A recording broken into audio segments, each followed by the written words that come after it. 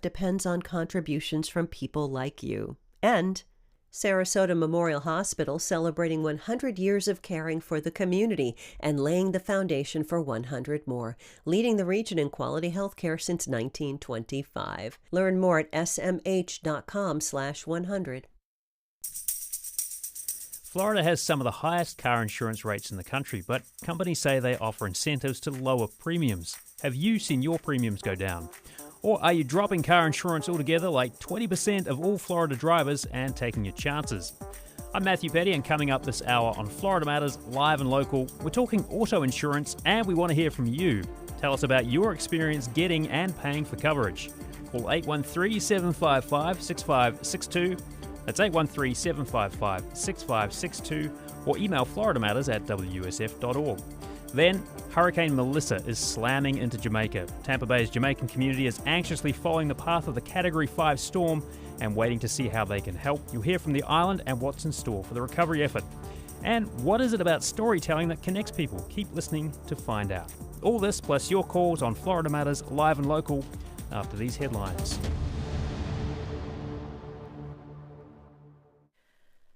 Live from NPR News, I'm Lakshmi Singh. It is now day 28 of the federal government shutdown. There's a federal court hearing today in California where a judge will hear arguments on President Trump's layoffs of some federal workers during the shutdown. NPR's Andrea Hsu says the layoffs have been on hold for the last 2 weeks. The Trump administration has been pushing back against U.S. District Judge Susan Ilston's decision to temporarily halt layoffs, including at agencies that have yet to announce plans for layoffs. The administration says the court lacks jurisdiction to hear the case and that the unions have failed to show that they are suffering irreparable harm as a result of the administration's actions.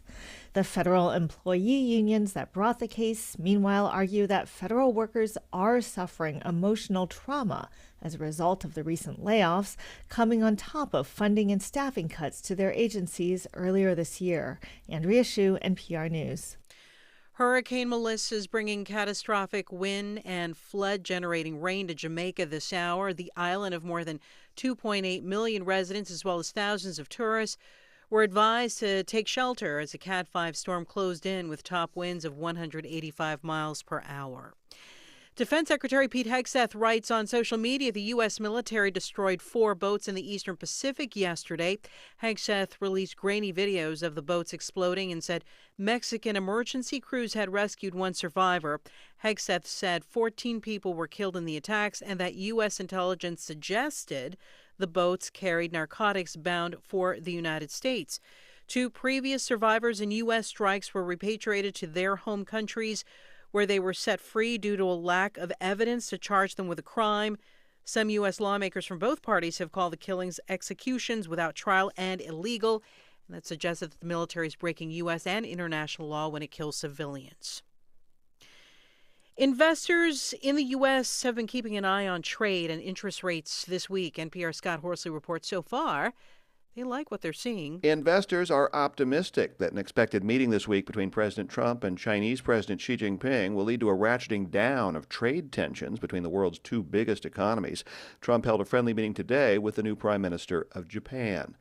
Amazon says it's cutting some 14,000 corporate jobs as it leans more heavily on artificial intelligence. Amazon is a financial supporter of NPR. Federal Reserve policymakers are meeting in Washington. When that meeting wraps up tomorrow, the central bank's expected to cut its benchmark interest rate by another 1/4 percentage point. That expectation was reinforced by a report last week showing slightly less inflation in September than forecasters had expected. Scott Horsley, NPR News, Washington. At last check on Wall Street, the Dow is up 155 points. It's NPR News. Support for NPR comes from NPR stations. Other contributors include Fisher Investments.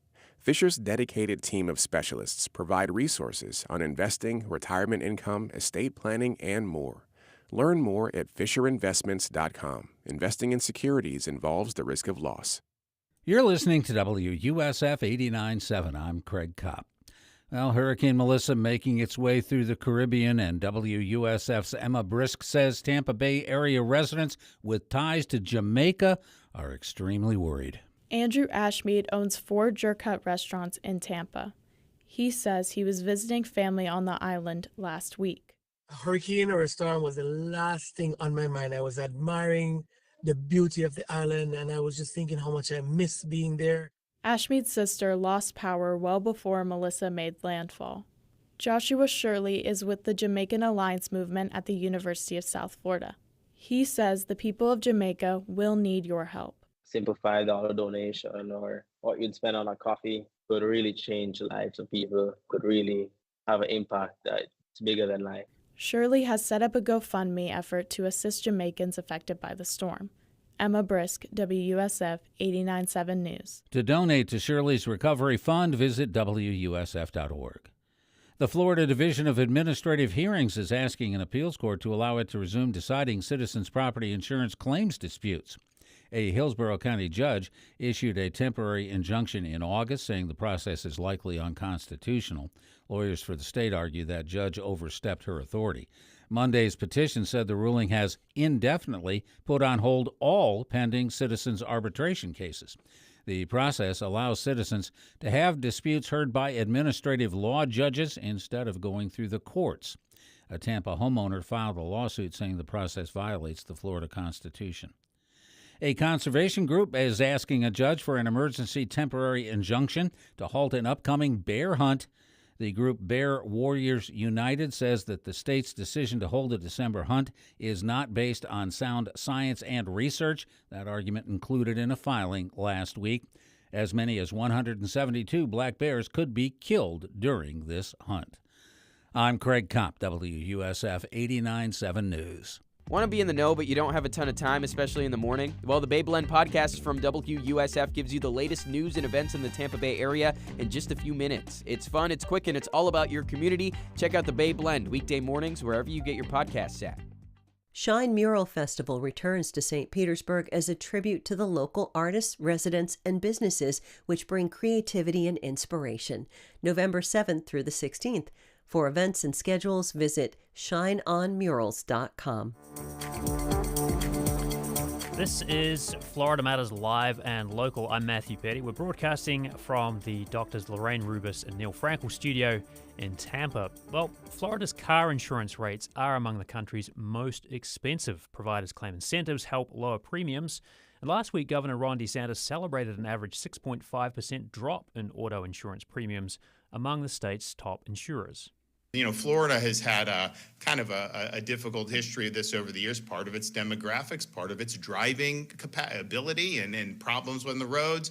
But part of it was the legal environment where Florida was really a litigation, was considered a litigation hellhole by a lot of folks. And that contributed to consumers having to bear more costs with respect to auto insurance. But the announcement of that 6.5% drop follows premium increases of more than 4% last year, and the year before that, a 31% spike. So what is happening to your auto insurance premiums? Have they gone down or up? Are you dropping car insurance altogether like 1 in 5 Florida drivers? We want to hear about your experience trying to get auto insurance coverage. The number is 813-755-6562. That's 813-755-6562. You can also email us at FloridaMatters@WUSF.org. Well, joining us now is Michael Jaworski. He's the Commissioner for the Florida Office of Insurance Regulation. Michael, thank you so much for being with us this morning. Really appreciate it. It's a pleasure. And also with us is Mark Friedlander with the industry group called the Insurance Information Institute. Mark, thank you so much as well. Hopefully Mark's there. We'll get to him in a bit. The average Floridian pays $231 a month for full coverage. That's according to an Experian report this month. That's nearly $2,800 a year. And in cities like Tampa, Miami, and Fort Lauderdale, it's even more expensive. The average premium in these cities is near $3,000 a year or more per driver. So why is insurance so expensive here in Florida? Michael, I mean, you're kind of looking at this from the inside. What are you seeing? Well, I think there's a couple of things going on. Speaking about auto insurance generally, for unlike the property market, it's not a uniquely Florida situation. We see rate increase, we see high rates and rate increases generally over the past several years in the auto insurance space, and that's primarily due to the onset of distracted driving and the cost of the vehicles today and the parts within vehicles. Right. And a famous example is in 2014, if you bought a car with a mirror and had to replace that mirror, it was really just a mirror. Now it's a piece of technology that can often be extremely expensive. Sure. I'm seeing a lot of, I spend quite a bit of time on I-4. I see a lot of old cars out there, though. I mean, there's plenty of old clankers out on the road as well. Well, it's kind of a mixed bag there when you have both, because if you are using a older vehicle, then you are likely to be in a situation where that vehicle does not have the technology that modern vehicles afford, such as driver lane assist and other things that make accidents less likely to happen. So and ultimately you have a road situation where you have vehicles of all kinds, types, and drivers of all kinds, types that are just interacting on the roads in around the country. All right. So we're speaking with Michael Jaworski, Commissioner for the Florida Office of Insurance Regulation. Also with us, Mark Friedlander with the Insurance Information Institute. Mark, I mean, you've kind of got a laundry list of things aside from the age of vehicles, the complexity, driver ability. What else are you seeing out there that's making insurance premiums so high in Florida? Well, Florida has very high accident frequency and severity.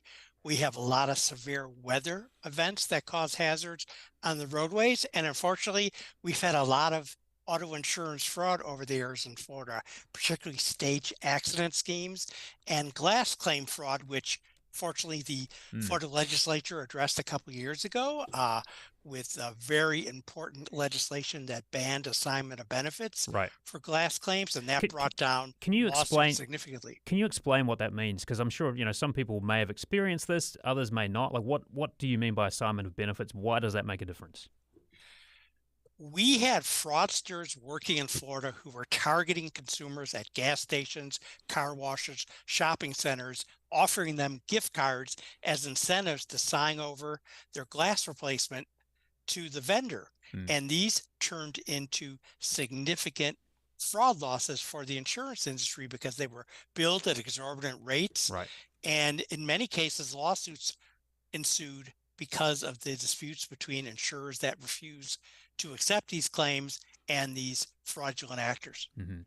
Let's go to the phones. We've got Sierra calling in from Tampa. Sierra, you're on the air. What are you seeing? What are you feeling in your wallet? So, first of all, I've been a Florida driver since I was 16. I'm 43 now. My car insurance is $500 a month. That's the cheapest I could get it. Wow. And I've been dealing with a lot of health issues over the last 4 years. I've been living with long COVID. And so I've had a lot of trouble keeping up with my bills. I have accidentally let my insurance expire a couple times, and I thought maybe I could get away with it, and then I would catch up. And unfortunately, I've also been pulled over 3 times now for not knowing that my insurance was expired. That also suspends your driver's license. So for a warning for people out there, if you decide not to pay your car insurance, they will suspend your driver's license, and you will get pulled over if you drive past any police officers. Specifically, the Pinellas County Sheriff Department loves to pull me over. Can I ask you real quick, Sierra, when you get insurance again, like when you re-up your insurance, is it therefore more expensive than if you hadn't let it lapse? It stays the same, but the amount that I have to pay, for getting pulled over and the reinstatement fee of my driver's license, so it always ends up costing me more money just by letting my car insurance lapse. So it's been extremely expensive for me since I've been dealing with a lot of health issues. So I feel for anybody out there who's struggling and working 2-3 jobs just to make ends meet, just to pay car insurance. Yeah. Sierra, thank you so much for your call. Really appreciate it. If you want to weigh in, the number is 813-755-6562. Michael, if I could take that back to you, I mean, $500 sounds like quite a lot of money. Are you sort of seeing a pattern? I mean, I know we've heard about the average 6.5% dip in premiums. What are you kind of anticipating as we head into next year? Are these premiums going to keep coming down, or are they going to go up? What are you seeing? They're going to continue to go down is the trend that we're currently seeing. So we're seeing that average 6.5% across the vast majority of our marketplace, which is occupied by the major carriers. And that is directly on top of the news last week that Progressive Insurance is going to be refunding Floridians $1 billion from premiums over the past 3 years due to avoid an excessive rate trigger. That trend is going to continue, and it's largely because of the tort reforms that Mark spoke about earlier.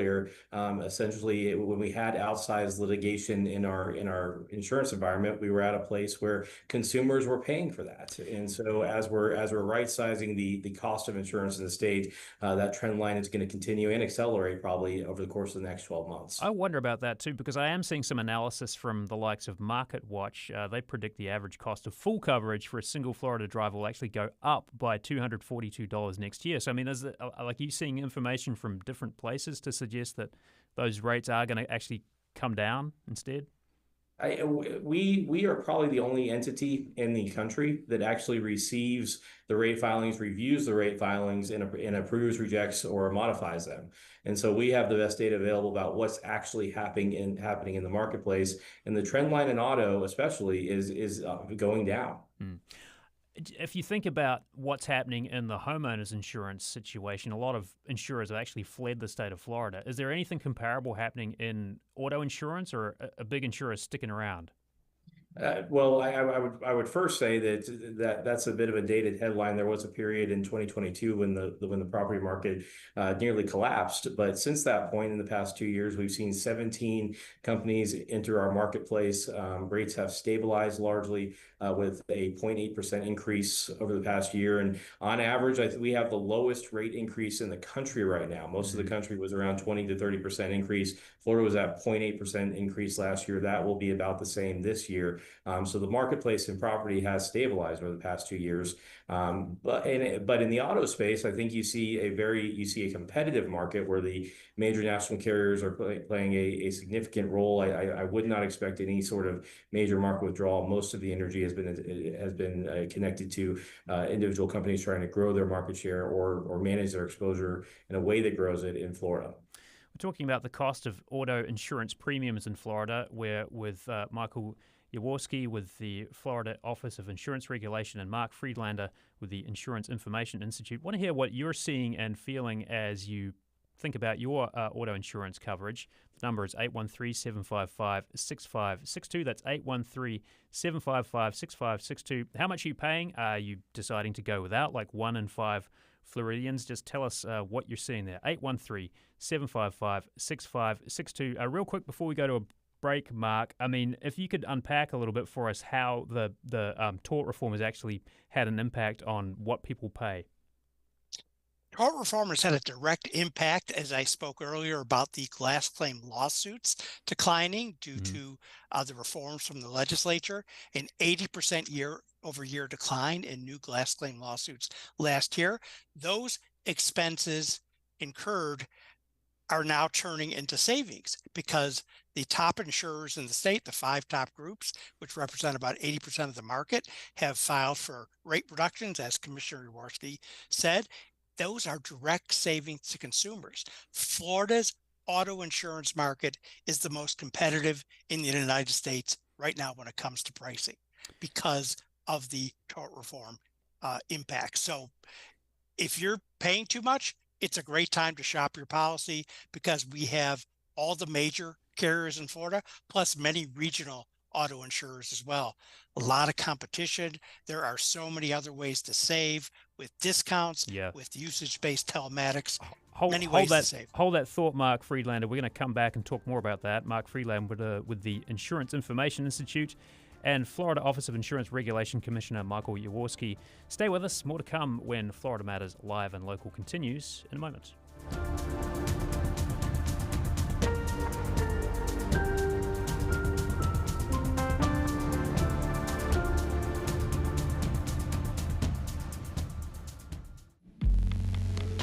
I'm Robin Young. A group called Keys to Change helps those experiencing homelessness still receive mail in cities like Arizona.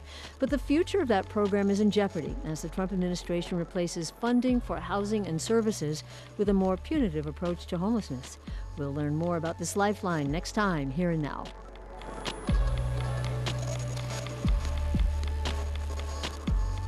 Coming up at 1 after Florida Matters Live and Local. I'm Tanya Mosley. If you collect classic cars and are thinking about making some room in your collection, please consider donating it. It's hassle-free and the proceeds will benefit this station. Think about it. Sip, sample, and stroll at Bach Tower Gardens Fall Wine Walk featuring 12 curated wines, chef-created pairings, and live yacht rock music. November 1st from 2 to 5 p.m. Tickets and details at bachtowergardens.org. Welcome back to Florida Matters Live and Local. I'm Matthew Petty. We're talking about the cost of auto insurance in Florida. Premiums have gone down this year by an average of 6.5%. That's according to Governor Ron DeSantis. Doesn't make up, though, for years of skyrocketing premiums. Have your premiums gone down, or are you, like nearly 1 in 5 Floridians, opting out of insurance altogether? Call and tell us about your experience getting auto insurance coverage. The number is 813-755-6562. That's 813-755-6562. You can also send us an email, FloridaMatters@WUSF.org. And with us is Florida Office of Insurance Regulation Commissioner Michael Jaworski and Mark Friedlander with the industry-run Insurance Information Institute. Let's go to the phones. We've got Ashley calling in. Ashley, you're on the air. What are you thinking? Hi, my name is Ashley. I'm from St. Pete area, and we've actually found that our auto rates for the last couple of years have stayed pretty much the same. It actually went down about 6 cents this last renewal. We're two people. We both have safe driver on our license, so no tickets, no accidents for a million years, and we're paying $302 a month for both of our cars, but that's full coverage, not just Florida bare minimum full coverage. We have stacked coverage, we have uninsured motorists, we have rental car, roadside assistance, and fairly good coverages overall. So I was kind of shocked to hear some people were paying $300 a month just for their own personal policies. Do you mind if I ask what company you're with, Ashley? We're with Progressive. Okay. All right. Well, thanks for your call. I really appreciate that. $300 for 2 cars sounds like a pretty good deal, Mark Friedlander. That's a good rate. And I should explain, as you talked about earlier, you were mentioning one of the consumer quoting sites. Those consumer quoting sites are not actual premiums paid. Those are quoting sites. So you have to take those figures with a little grain of salt. When a certain site says rates are going up, it's not really based on actual premiums paid. So that's important to mention. But in terms of ways to save, I started to talk about this before the break. There are so many ways to cut your insurance bill. Simple discounts like paying your bill in full, signing up for electronic billing, having a clean driving record, no accidents or moving violations for at least 3 years. Having good student discounts. If you have a student that gets good grades and high school or college is on your policy, you could reduce your premiums that way.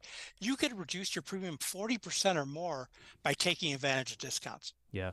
Let's go to the phones again. Vicky is calling in. Vicky, you're on the air.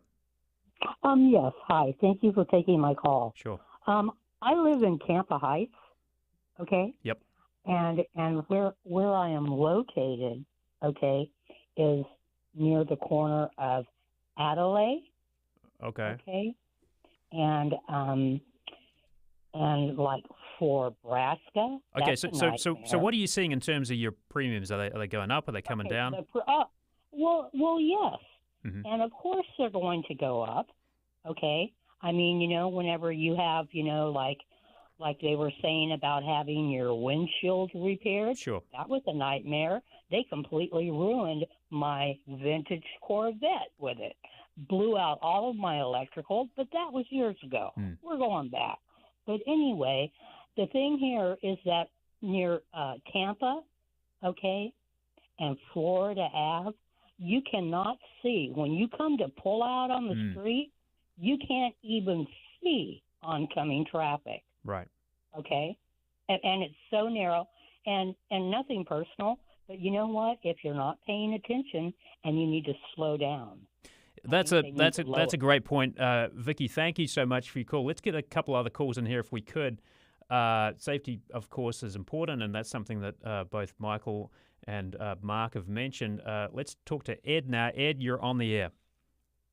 Hello, yes.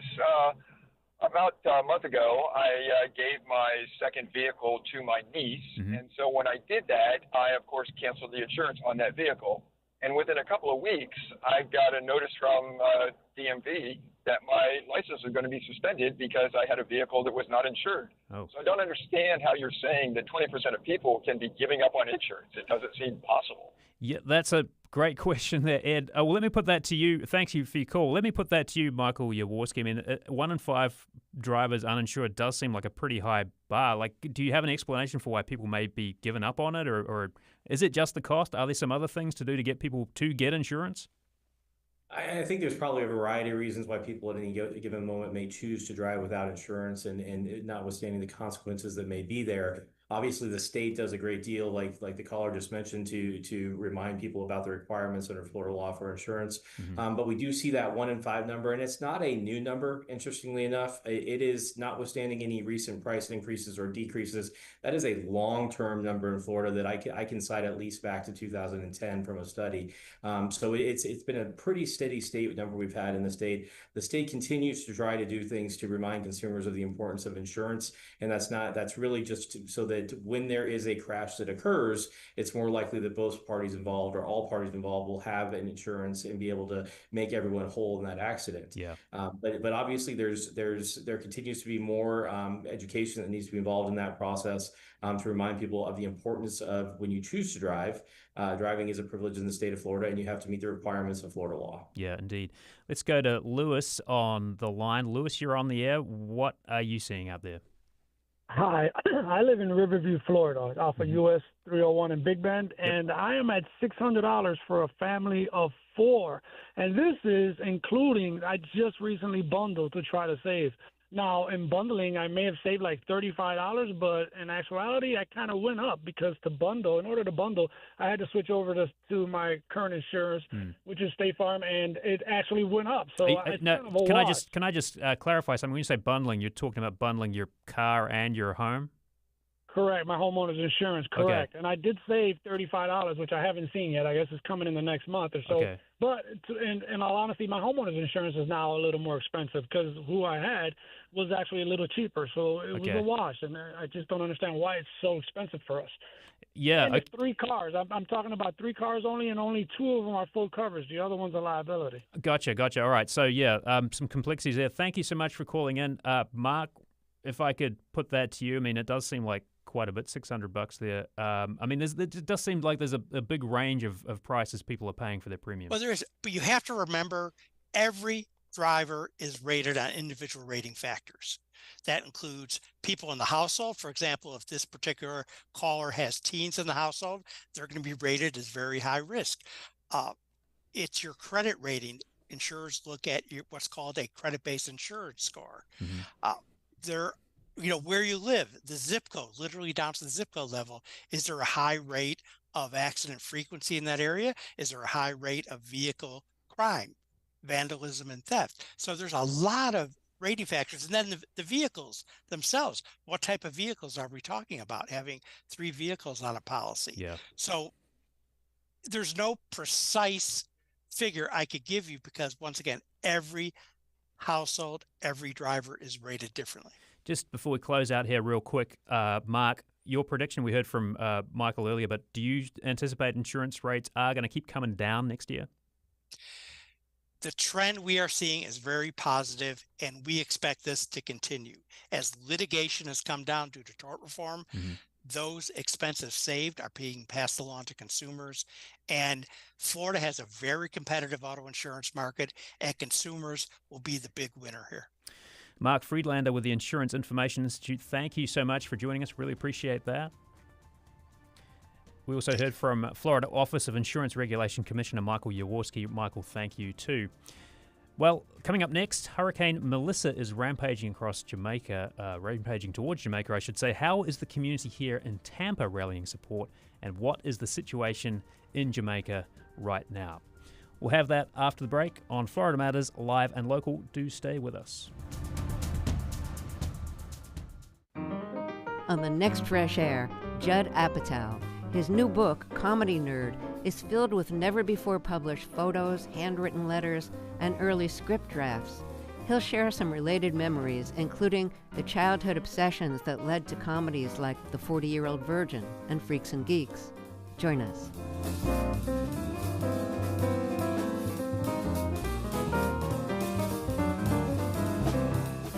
Fresh Air can now be heard weeknights, Monday through Thursday at 7 o'clock. Connect to the greater Tampa Bay region first thing weekday mornings with Wake Up Call from WUSF. Local news, events info, culture, and more. Sign up for your Wake Up Call today at WUSF.org. Foundation for a Healthy St. Petersburg is working to create a community in which all people can lead healthy lives, regardless of race, celebrating 10 years of impact. Learn more at healthystpete.foundation. Welcome back to Florida Matters Live and Local. I'm Matthew Petty. Well, Hurricane Melissa is heading into Jamaica as a Category 5 storm with sustained winds of 185 miles per hour. Tampa's Jamaican community has been watching anxiously over the past few days to see what the storm does and what they will need to do to help loved ones in Jamaica. Joshua Shirley is with the Jamaican Alliance Movement at the University of South Florida. He spoke with WUSF's Emma Brisk yesterday. We've never seen a hurricane or a disaster of this caliber, and I do think the recovery process will be difficult. That's why we're reliant on the support of people from other countries that can really make an impact. Hurricane Melissa is officially the strongest storm on the planet this year. Shirley is from Jamaica. He has family still on the island, and once the storm has passed, he says Jamaicans will need all the help they can get. Simple $5 donation or what you'd spend on a coffee could really change the lives of people, could really have an impact that's bigger than life. Well, if you have family or friends in Jamaica, or maybe it's a place you like to visit, what are your biggest concerns in the wake of this hurricane? You can give us a call, 813-755-6562, or send us an email. We're at FloridaMatters@WUSF.org. We're joined by journalist Octavio Jones, who's in Jamaica right now, and he's done plenty of work for WUSF in the past. He's on assignment for a major news outlet at the moment. Also with us is Brian Stern, founder of the Tampa-based Grey Bull Rescue in Jamaica, and Evie Lamond Loudon, former executive director of the Caribbean Community Association. Octavio and Brian and Evie, thank you so much all for being with us. Let me start with you first, Brian. Where are you right now, and kind of what are your concerns as the storm approaches, and what is the plan for the aftermath? Brian, are you with us?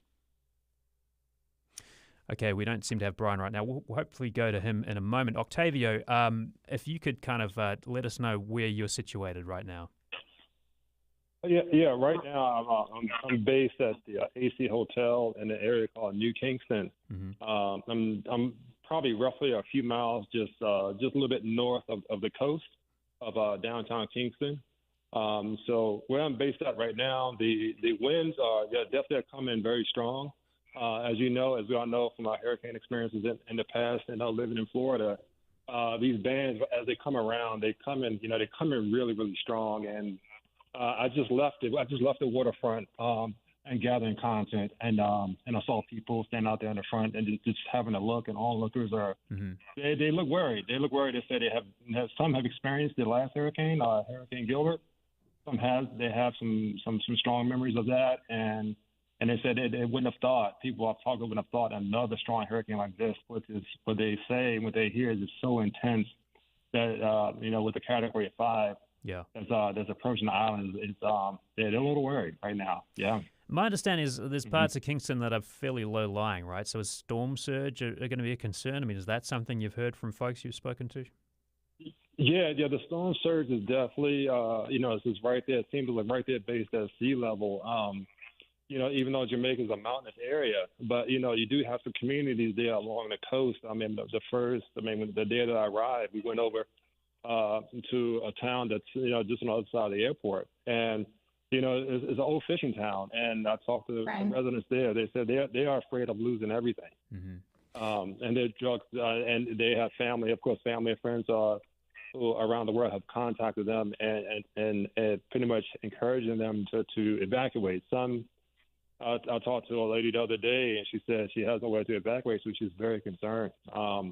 Yeah. And but yet you do hear a lot of that right now. Yeah, I mean, the evacuations, I know that's been a message that's been coming out from the Jamaican government. Like, are people heeding that warning if they need to?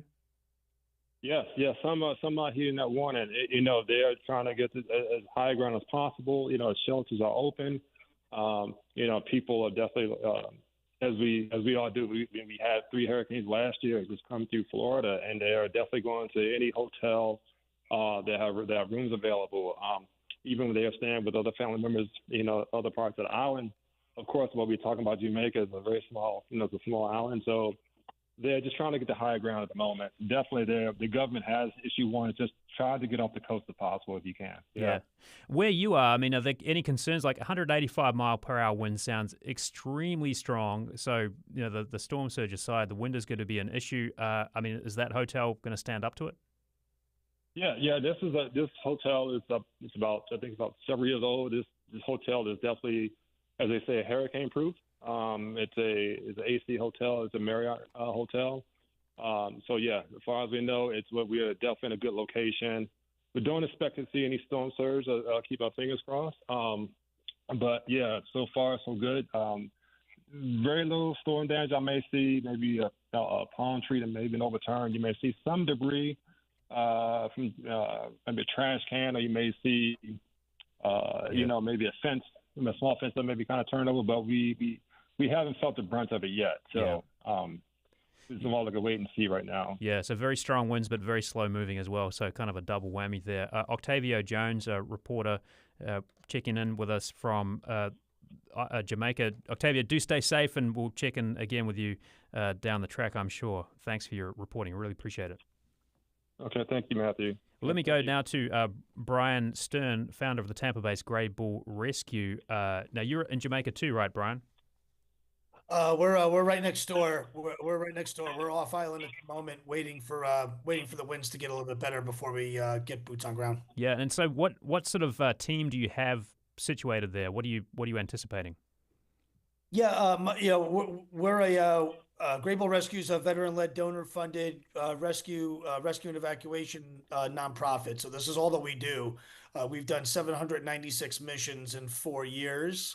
Everything from breaking people out of jail from Russia, hostages in Gaza, to hurricanes. Mm-hmm. And what we've learned is that each of these things are different. Every single one of them are different. They each have a kind of different flavor, different culture, and different problems that come with it. The big thing with hurricanes is all the environmental stuff. So in war zones, you worry about staying alive and getting shot at, and missiles and the rest. In hurricanes, you have a lot of toxins, a lot of toxic industrial chemicals, and a lot of crazy debris, and a lot of unstable. The entire operating environment is unstable. So in war, you can trust the dirt under your boots. In a hurricane, you can't trust the dirt under your boots. You really can't. So our team is good at this. This is what we do. We you have to roll with the punches with this stuff. You can try and read the tea leaves, but the reality is you have to wait to see what cards Mother Nature gives us. From what you know of the terrain, the approaching storm, in 185 mile per hour winds, that is monstrous. What are you anticipating? Like, are you anticipating water rescues, rescuing people from debris? What is going to be the focus, do you think? Yeah, I think it's going to be mostly people who are in structures that have been destroyed. I don't think the flooding. We'll see. It really depends on the track. The terrain of Jamaica is very interesting. That it's either going to be a blessing or a curse. Kingston, as an example, sits almost in a bowl. So that bowl that goes both directions, right? Either that protects the city from a lot of bad wind, or it will trap a lot of water. Depending on if this is more of a wind event or a water event, and a storm surge event will dictate whether or not that bowl could be almost a prophylactic role. We've seen that before in some places. So I think this is going to be much more of an infrastructure destroyed kind of a thing. Communications are down, power is down, water is down. streets and floods streets and runways and roads are washed away, so you can't move around a whole lot. A lot of mud, a lot of muck, and a lot of people stuck in places that used to be sound and are now matchsticks. Yeah. And what do you do with that? I think it's going to be much more of that than anything else. Sounds like a lot you've got to be prepared for. Brian Stern, if you could just stay with us for a moment or two. I want to bring in Evie Lamond into this conversation if I could. Evie, you're with the Jamaican community here in Tampa. What are your concerns for family, friends back there? Well, in Jamaica right now, there is no safe place. And there's nowhere to run. And our concern is the roof of the houses. They are not strong. And so even in neighborhoods, when all the roofs are gone, they will have to crouch there because they have nowhere to go, and they're just going to be soggy. Also, before Melissa came, Jamaica experienced a lot of rain. And so the soil has been porous. And with Melissa coming with all that wind and rain, in low-lying areas, we can't imagine, where those people are going to go for safety if they refuse to stay in their homes. So we're struggling with a lot of not knowing where to go. The water is rising right now. Yeah. And people have to climb trees because there is no house top. There is no roof for them to hang on to. And so they are also terrified because in their safety, place of safety that they think they're safe, what they see coming to them is 185 miles per hour wind and heavy rain. And they have nowhere to turn to. They have nowhere to run. And so our concern here is about the kids as well. If they're families with young children, it is just traumatic for them. And we worry. Yeah. This is a serious time. No doubt. Brian, real quick, if I could, I mean, having to climb trees to get out of the way of the floodwaters with those high winds, I mean, that adds to the hazard level, I would think. I also heard Evie talking about the sort of concerns about the structural quality of some of the roofs there. Is that sort of what you're anticipating? And that's exactly what I'm talking about is the structures. I think this is much more going to be a structural issue more than any other issue. The wind and the wind and the water, the structures in Jamaica are not up to par. If we think about right here in Tampa, we had during Helene, it was barely a Cat 4, barely mathematically. And it put Tampa, it really gave Tampa a run for its money. Milton was even less, and that gave Tampa an even bigger run for its money. We have building codes, we have structural integrity, we have permits, we have all kinds of hurricane standard stuff since Hurricane Andrew. We have a really awesome fire department, a big police department, lots of emergency services, and we're not stuck on an island. Yeah. Jamaica doesn't have any of those things. They don't have any of that. So when we think about a house in Jamaica, they're nice homes and all those other things, but seldom in Tampa would there be a home that can withstand that kind of wind, let alone Jamaica. So the result of that are lost roofs, collapsed houses, all that stuff. The wind and the rain will come and will go, but the people that survive, and people will die 100%. These body counts are potentially pretty big.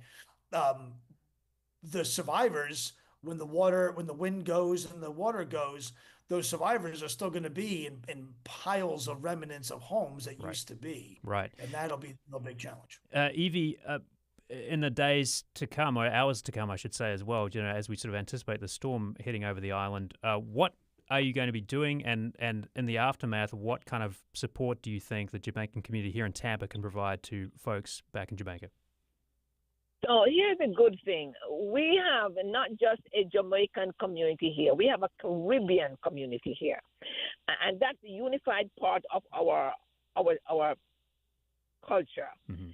It's one island, many islands, but it's one Caribbean.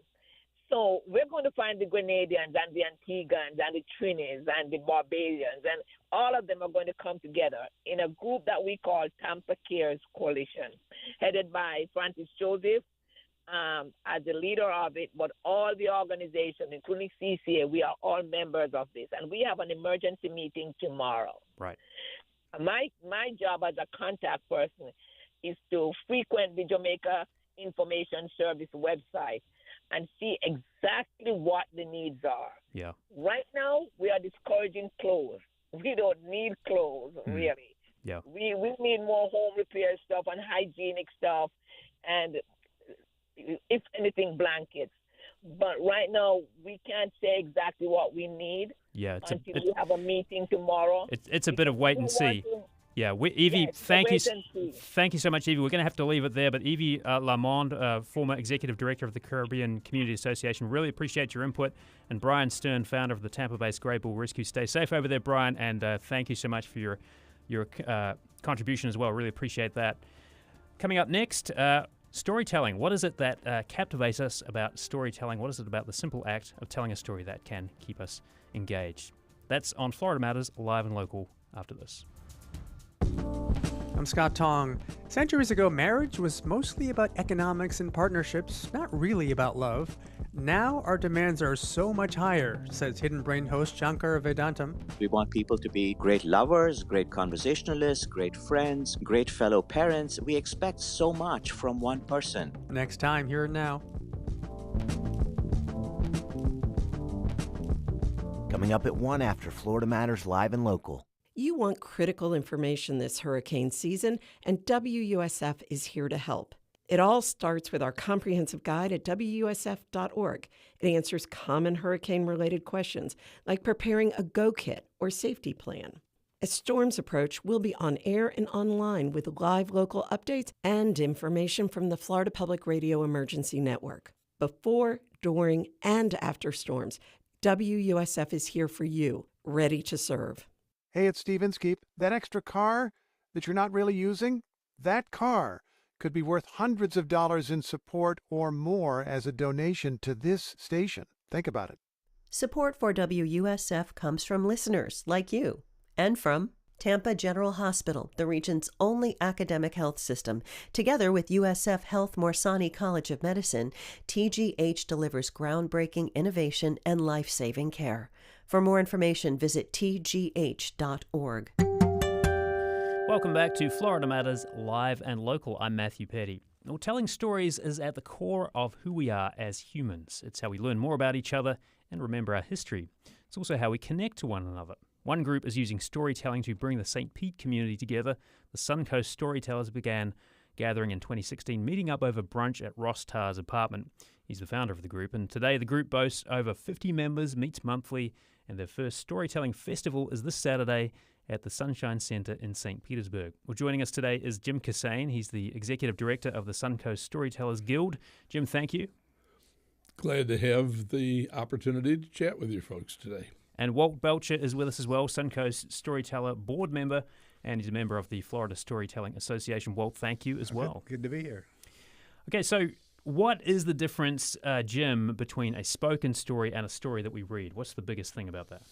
It has to do with the form of expression.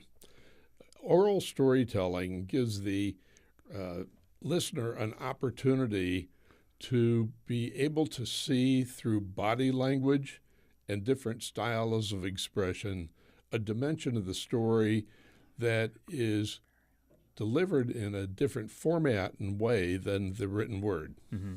I want to ask about the Guild too. I don't know that I've met a Guild member before. So what is the Storytelling Guild? We started as a storytelling club back in 2014 in Ross's apartment. Interest grew in that. It then moved to his bookstore, where we started adding after-school programs for the kids and bringing in community members.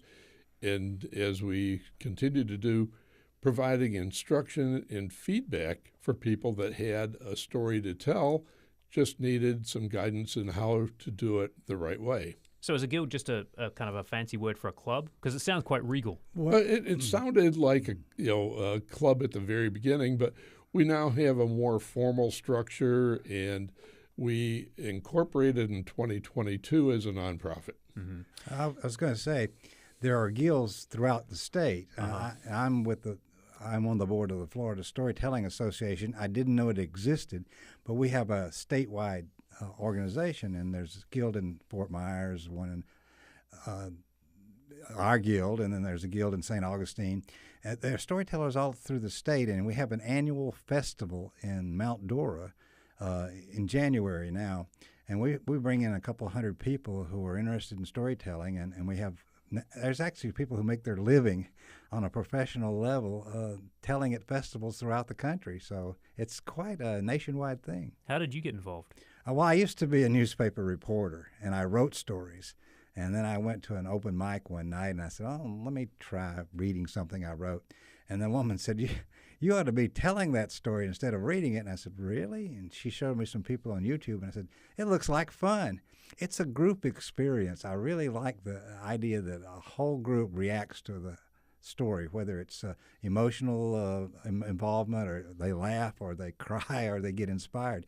That's the kick for the storyteller. Is there a formula to it, or is every story a little bit different? Every story is a little bit different, and there are different styles. There are personal stories like The Moth, which you carry the Moth Hour. Sure. And those are personal stories and in competition.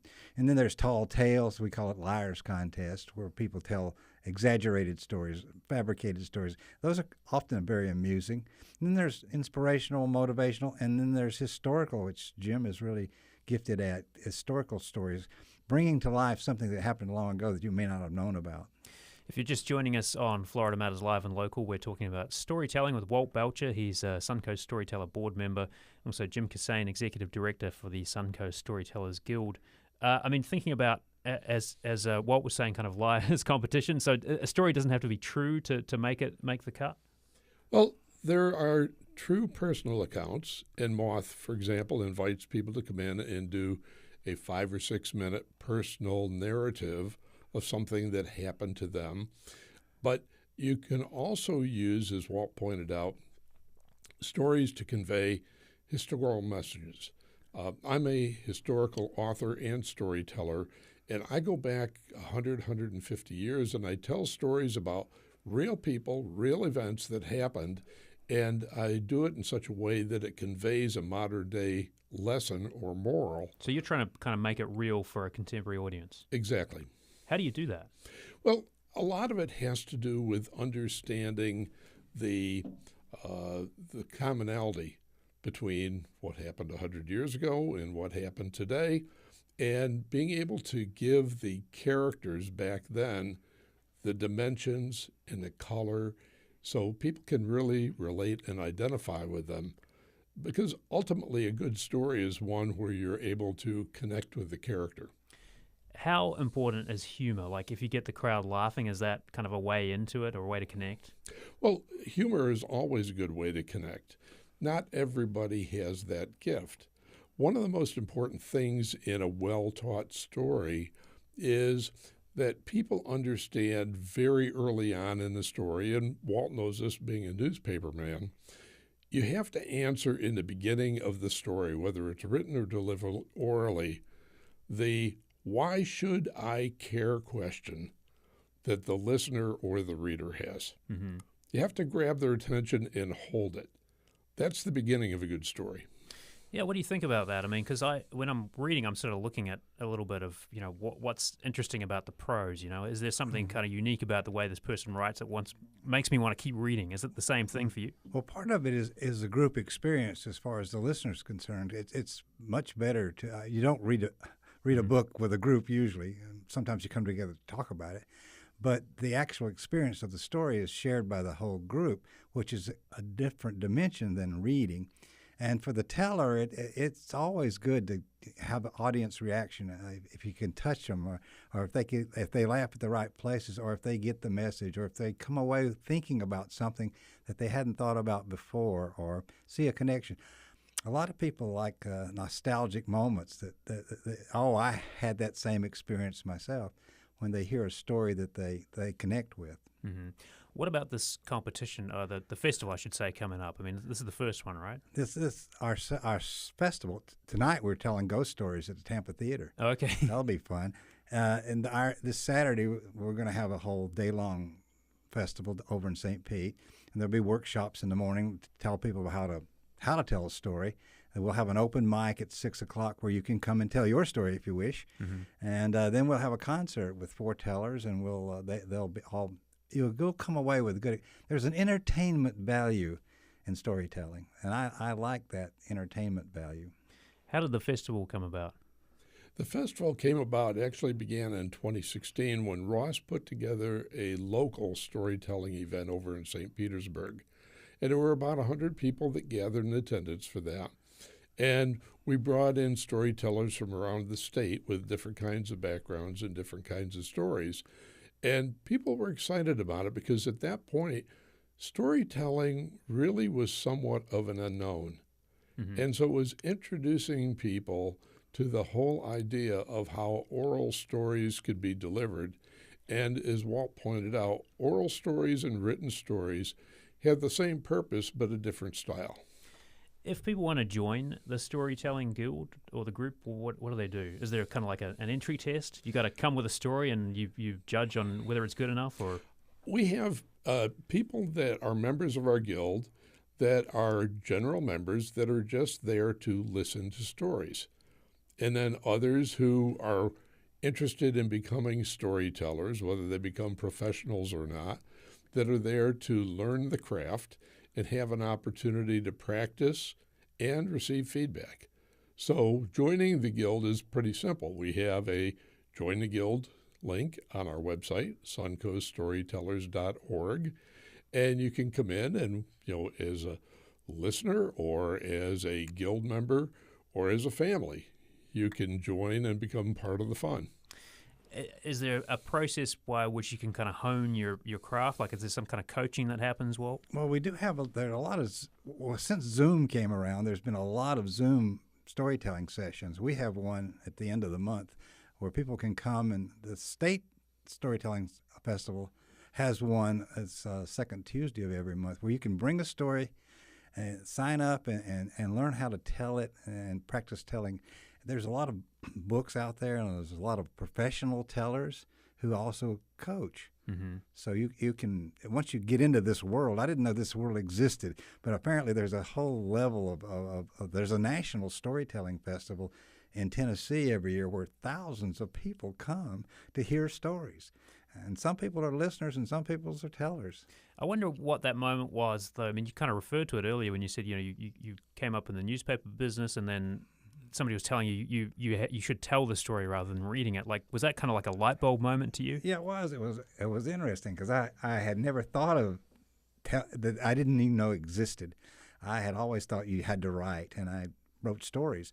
But when I told a story in front of people, well, that was a different reaction.